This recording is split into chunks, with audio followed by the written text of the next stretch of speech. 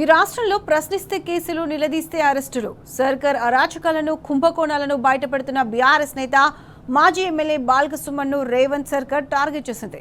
అక్రమంగా కేసులు బనాయించి సుమన్ను అరెస్ట్ చేసి కుట్రకు దిగింది. రేవంత్ ఆదేశాలతో తెలంగాణ భవన్లోకి చొచ్చుకొచ్చారు పోలీసులు. పోలీసులకు పూర్తిగా సహకరించిన సుమన్ తానే స్వయంగా వెళ్లి పోలీస్ వాహనం ఎక్కారు. అనంతరం సుమన్ను నాంపల్లి పోలీస్ స్టేషన్ కు తరలించారు. పిఎస్లోనే ఆయన 5 గంటలకు పైగా విచారిస్తున్నారు. మరి కాసేపట్లో సుమన్ను న్యాయమూర్తి ముందు హాజరుపరిచే అవకాశం ఉంది.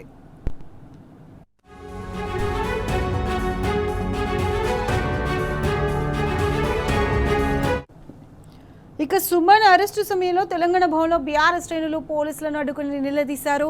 ఇదెక్కడి దుర్మార్గమని మండిపడ్డారు.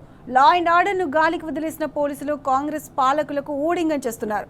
పాలకుల పల్లకి మోస్తున్నారు. పైనుంచి వస్తున్న ఆదేశాలను పొల్లు పోకుండా పాటిస్తూ బీఆర్ఎస్ నేతలను టార్గెట్ చేస్తున్నారు.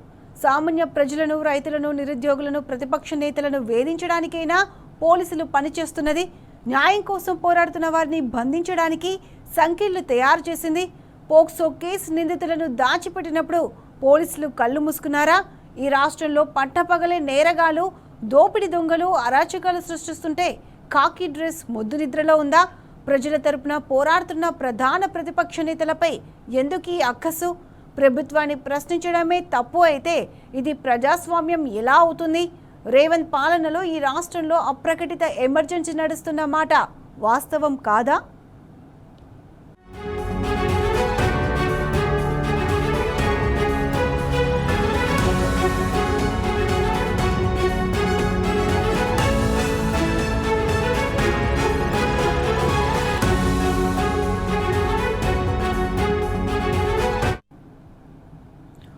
నాంపల్లి పోలీస్ స్టేషన్ దగ్గర నుండి పూర్తి అప్డేట్స్ మా ప్రతినిధి సందీప్ లైవ్ లో అందిస్తారు. సందీప్, చెప్పండి. అక్రమంగా అరెస్ట్ చేసిన బాల్క సుమన్ను నాంపల్లి పోలీస్ స్టేషన్ లో 5 గంటలకు పైగా విచారణ కొనసాగుతుంది. దీనికి సంబంధించి పూర్తి అప్డేట్స్ ఏంటి? రైట్, బాల్క సుమన్ను 6 గంటలుగా నాంపల్లి పోలీసులు విచారిస్తున్నారు. ఆయన స్టేట్మెంట్ రికార్డు ప్రక్రియ ప్రస్తుతం కొనసాగుతోంది. ఖైరతాబాద్ జోన్ డీసీపీ శిల్పవల్లితో పాటు స్థానిక నాంపల్లి పోలీసులు విచారణ చేస్తున్నారు. స్టేట్మెంట్ రికార్డు ప్రక్రియ ప్రస్తుతం కొనసాగుతోంది. దాదాపు 6 గంటలుగా వీటిపైన, ఈ కేసుకు సంబంధించి దీనిపైన స్టేట్మెంట్ రికార్డు అయితే చేస్తున్నారు. అటు ఎవరైతే ఫిర్యాదు చేశారో సింగరేణి కోల్ కంపెనీ లిమిటెడ్ వాళ్ళు కూడా ఇక్కడికి రావడం జరిగింది. వాళ్ళ స్టేట్మెంట్ కూడా రికార్డ్ చేస్తున్నారు. మరి కాసేపట్లో ఇక్కడ నుంచి వైద్య పరీక్షలు పూర్తి చేసిన తర్వాత న్యాయమూర్తి నివాసానికి తరలించబోతున్నారు. అయితే కోర్టు ఇప్పటికే సమయం ముగిసిపోవడంతో నేరుగా జడ్జి నివాసంలోనే ప్రవేశపెట్టి అక్కడ నుంచి జైలుకు తరలిస్తారు. మొత్తానికి కఠినమైన సెక్షన్లు ఉన్నాయి కాబట్టి వీటికి అంటే ఇప్పటికే బాల్క సుమన్ చెప్పడం జరిగింది ప్రెస్ మీట్లో. తాను అవినీతికి పాల్పడుతున్న, అవినీతి జరుగుతోంది కోల్ మైన్ సంబంధించి దీంట్లో, అందుకోసమే సింగరేణికి సంబంధించి నేను ఆ వ్యాఖ్యలు చేశాను. తెలంగాణ ఉద్యమం అప్పుడు ఏ విధంగా చేశామో పోరాటము, ఈ అవినీతిని, ఈ సింగరేణిలో అవినీతి పోవాలంటే అదే తరహా పోరాటం కావాలని చెప్పాను తప్ప తాను ప్రభుత్వాన్ని ప్రశ్నిస్తే కేసులు నమోదు చేస్తున్నారు అంటూ వ్యాఖ్యానించారు. అయితే గతంలో తనపై 300కు పైగా కేసులున్నాయి.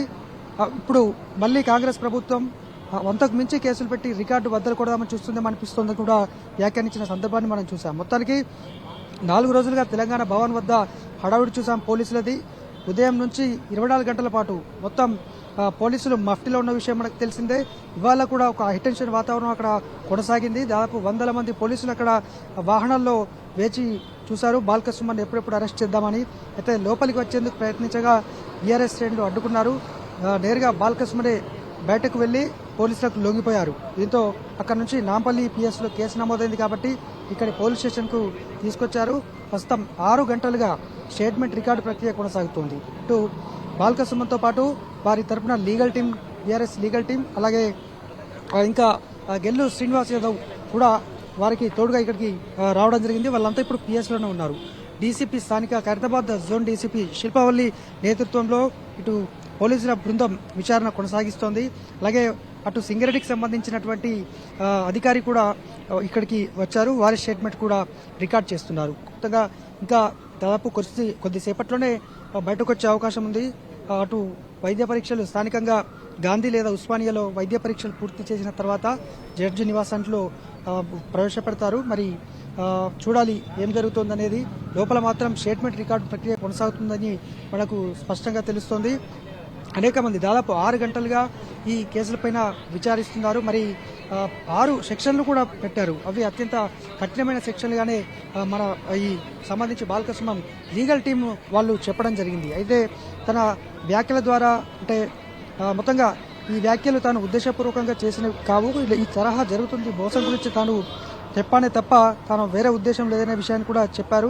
తనకు కేసులు కొత్తేం కాదు, ఎన్ని కేసులైనా ఎదుర్కొంటానని కూడా బాల్క సుమన్ చెప్పడం జరిగింది. మరి 6 గంటలుగా స్టేట్మెంట్ రికార్డు అయితే కొనసాగుతోంది. మరి ఇంకెంతసేపు కొనసాగబోతుంది అనేది కూడా తెలియాల్సి ఉండగా మరి కాసేపట్లో మాత్రమే ఇటు బయటకు తీసుకొస్తారు, వైద్య పరీక్షలు పూర్తి చేస్తారని తెలుస్తోంది. ప్రత్యూష.